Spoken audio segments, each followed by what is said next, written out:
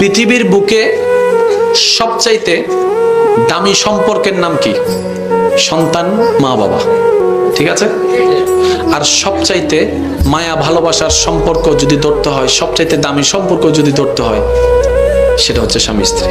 এবার আপনারা বলেন, সম্পর্ক কি গরু ছাগলের ভিতরে হয় নাকি মানুষের ভিতরে?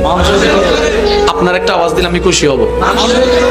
এখন অনেক মানুষ না, এই পৃথিবীর বুকে একজন সর্বপ্রথম মানুষ এসেছেন, যার আসার পরে মানুষের যাত্রা শুরু হয়েছেন, ওনার নাম কি? হযরত আদম আলাইহিস সালাম। আচ্ছা, এই হযরত আদম আলাইহিস সালাম মানুষ ছিলেন, আর কেউ ছিলেন না। এরপর ওনার একজন সাথী হয়েছেন, উনি কি ওটার বোন? না। হাওয়া আলাইহিস সালাম কি বোন? মা, মেয়ে কি? তাহলে পৃথিবীর সর্বপ্রথম মানব হযরত আদম এবং হাওয়া, ওনাদের যে সম্পর্কটা আল্লাহ দান করেছেন, এটা মা ছেলে নয়, ভাই বোন নয়, স্বামী স্ত্রী। তার মানে পৃথিবীর বুকে আল্লাহ তাআলা সম্পর্কের সূচনা করেছেন স্বামী স্ত্রী দিয়ে।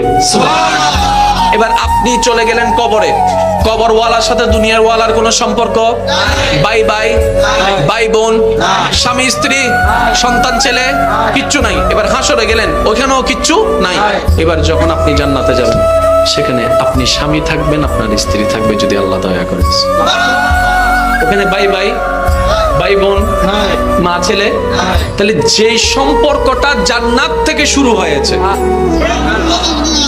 ওই সম্পর্কের নাম স্বামী স্ত্রী।